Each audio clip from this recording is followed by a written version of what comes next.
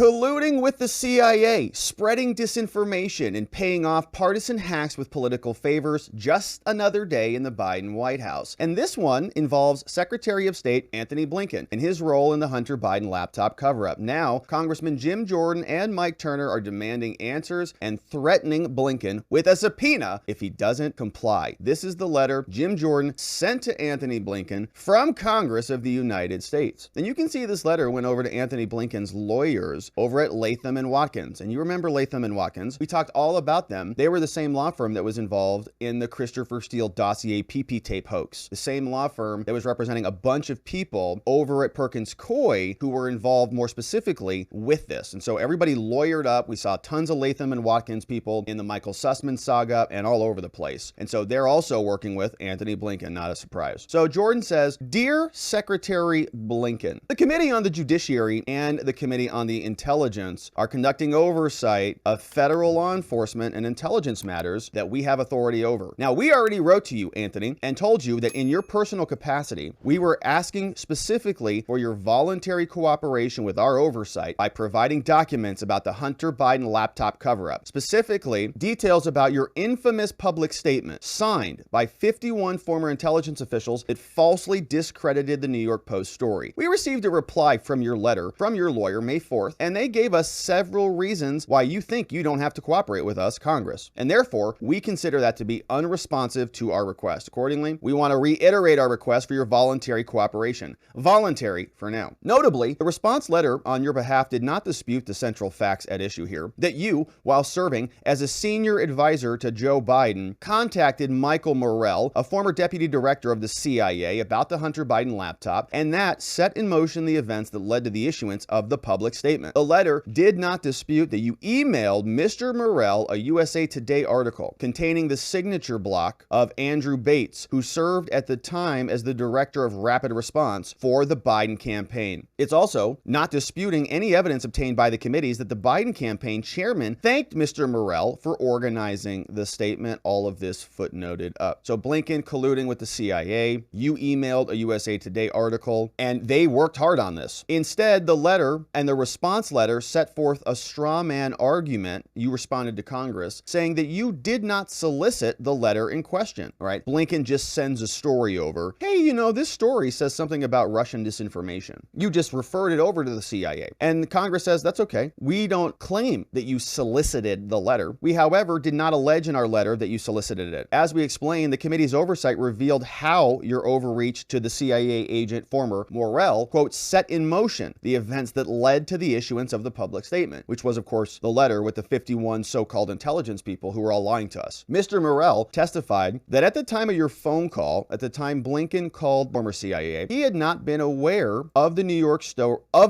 Post story, and that your outreach triggered his intention to prepare a public statement. The most logical inference from these facts is that the public statement about Hunter's laptop would not have happened if not for your outreach. So you were the first domino. You hit the first pin and they all fell down afterwards. Although Mr. Morell, the CIA, denied that the Biden campaign asked him to prepare a statement, the actual record on this point is not as clear as you claim, Mr. Blinken, relying, as it does, on selective leaks to minority members in Congress. Mark Polyamaropoulos, who assisted Mr. Morell, the CIA, in preparing the Hunter Biden statement, testified to the committees in Congress that the CIA Morell did mention to me that someone in the kind of Biden world had asked about doing this.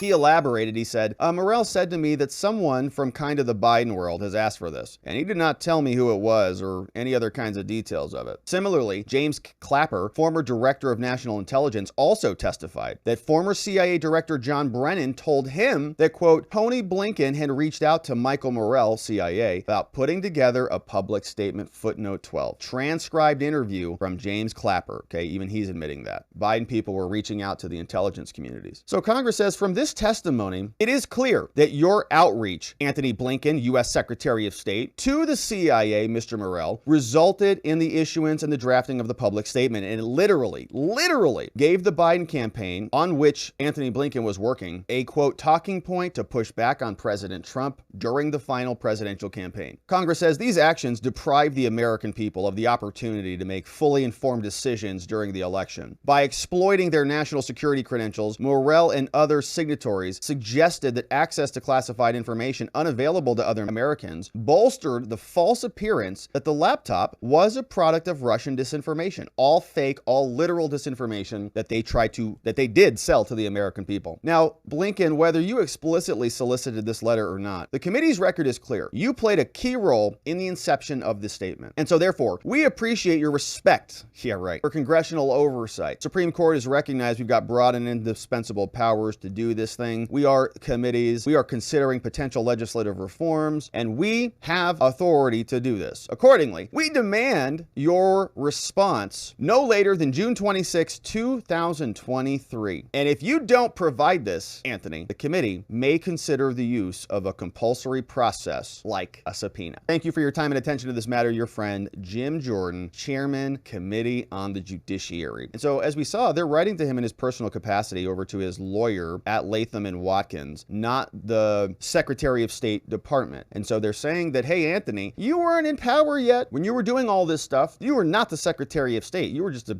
Biden campaign hack. And he was the one who helped facilitate the creation of this disinformation. And I remember them censoring us very hard for disinformation, saying that it was dangerous to spread disinformation. But they used it, and there are many arguments to say that the 51 people who signed it are responsible for helping Joe Biden to become elected. And so now that we know that all of this was done by essentially the deep state in collusion with the Biden campaign, Congress has questions about it. Antony Blinken has an opportunity to voluntarily comply. Whether he will remains to be seen.